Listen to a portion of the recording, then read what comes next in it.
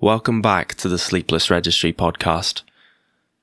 Before you listen and fall asleep, or listen and fall into the darkness, be sure to hit the like button, and even if you're feeling very generous, the subscribe button, as it helps my videos reach more listening ears. Without further ado, let's get into this scary story.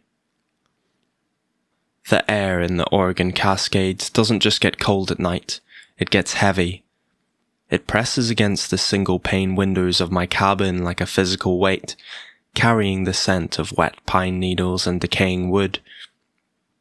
I moved out here to escape the suffocating noise of Portland, buying a foreclosed A-frame cabin surrounded by 70 acres of dense, unyielding Douglas firs. I thought I wanted isolation. I didn't realize that true isolation means being completely out of earshot when you finally need to scream. To ease my city-born paranoia, I dropped $2,000 on a perimeter security system. I mounted 4 high-end motion-activated trail cameras in a wide circle around the property line. For the first 3 weeks, my phone only buzzed for the mundane things, such as a stray raccoon or the wind violently shaking the branches. But then came the second Tuesday of November. At exactly 3:14 a.m., my phone vibrated against the nightstand. I grabbed it, the harsh blue light of the screen blinding me in a pitch-black bedroom. I opened the app, expecting a coyote. When you look at the security feed, your brain automatically searches for movement. But what if the terror comes from something perfectly still?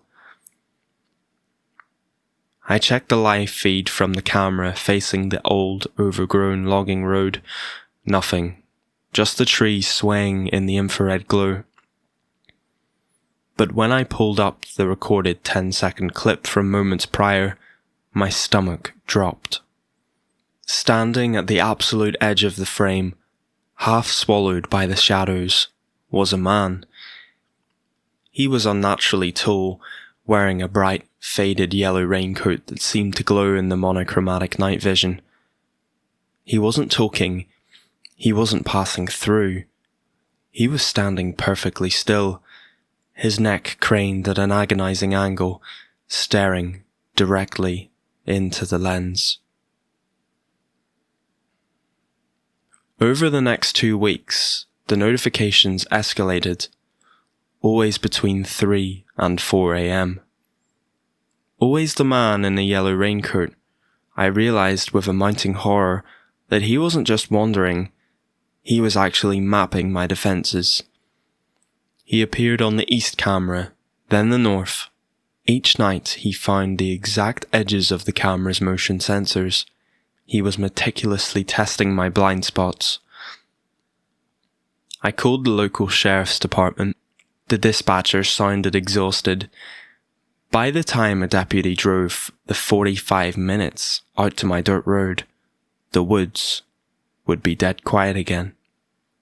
They shined a flashlight into the tree line, shrugged, and told me it was just likely a squatter passing through. They left me alone in the dark, but the man in the yellow raincoat didn't. By the 3rd week, sleep was a distant memory. The bags under my eyes looked like bruises. I had even stopped leaving the cabin entirely, throwing away my routine and pacing the hardwood floors. I spent my nights sitting in an armchair by the cold fireplace, wrapped in a blanket, staring obsessively at the 4 live feeds on my iPad.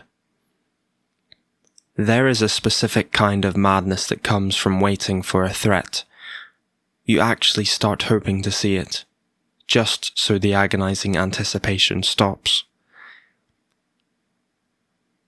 It was a Thursday when his routine broke. A freezing rain had rolled over the Cascades, coating the pines in a thick, suffocating layer of ice. The woods sounded like shattering glass as heavy branches snapped and fell into the dark. I sat in my chair, eyes glued to the screen, waiting for the yellow raincoat. 3 a.m. passed, then 3:14 a.m., his exact usual time. Nothing. At 3:30 a.m. I frantically refreshed the app, convinced that ice storm had knocked out the Wi-Fi. But the feeds were live. The perimeter was entirely secure. I let out a long, shaky breath. Maybe the weather was too brutal, even for him. Maybe the police visit spooked him and he had finally moved on. Then, at 3:42 a.m., a sound cut through the white noise of the freezing rain. It wasn't a digital ping from my iPad, it was a harsh mechanical click coming from just on the other side of the wall.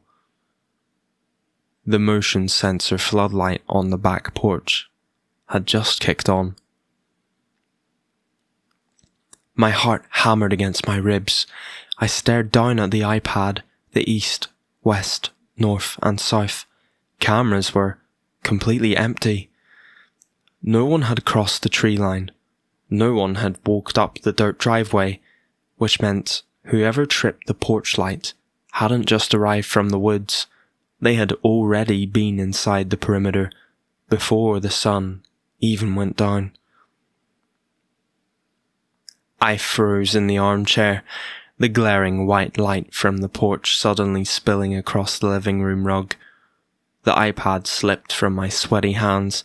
My mind raced, trying to apply logic to an impossible situation. If he didn't cross the cameras tonight, where did he come from? Then I felt it, a subtle, rhythmic vibration humming through the soles of my feet. The A-frame cabin was built on a raised foundation, suspended over a 3-foot dirt crawl space. I had never bothered to padlock the flimsy wooden access door beneath the deck. The realization hit me with the force of a physical blow. He hadn't bypassed the cameras tonight. He had crawled under my house days ago, waiting patiently directly beneath my floorboards. Slowly, agonizing, I crept towards the sliding glass door. The porch light cast harsh shadows across the wet wood. I pressed my back against the drywall and peeked through the narrow gap in the curtains. He was there. The absolute terror of the moment was built on 3 horrifying details. The yellow fabric of his raincoat was plastered to his unnaturally thin frame, dripping with freezing mud. His face was pressed completely flat against the sliding door, distorting his features, and his eyes were locked perfectly onto the exact silver of the curtain I was looking through. He wasn't searching for me. He knew exactly where I was, standing in the dark. Slowly, he raised his right hand. He was gripping a rusted, heavy crowbar. He didn't smash the glass. Instead, he gently tapped the metal against the pane. Tap, tap, tap. A heavy and pure survival instinct finally overrode my paralysis.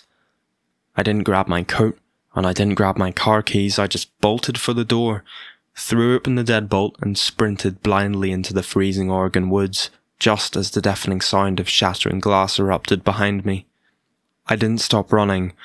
The frozen pine branches whipped against my face, tearing at my skin, but the cold didn't register at all. All I could hear was the frantic crunch of my boots on the ice and the phantom sound of heavy footsteps that I imagined were right behind me.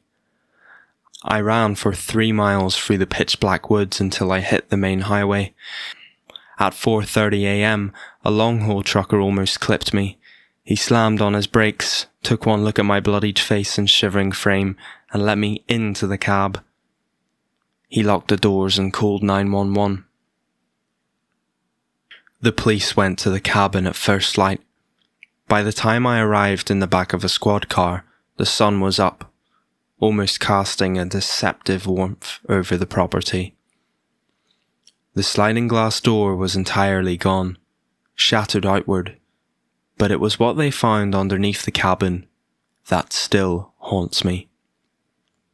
See, the true horror of a home invasion isn't what they take, it's the realization of how comfortable they were while you were completely oblivious. The crawlspace access door had been ripped off its hinges, and inside, tucked directly beneath my bedroom floor, the police found a horrifying makeshift camp. There was a damp and mouldy sleeping bag, which was pressed against the dirt.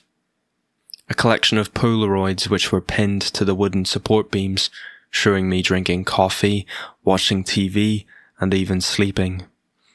And deep, frantic scratch marks were carved into the wood directly beneath where my bed rested, as if he spent hours tracing my outline from below. They never found him. The man in the yellow raincoat just vanished back into the 70 acres of unforgiving Oregon timber. I sold the property at a massive loss a month later and moved into a high-rise apartment in the city. To anyone listening out there right now, living in the quiet, isolated parts of the world, check your blind spots and, more importantly, check your crawl spaces.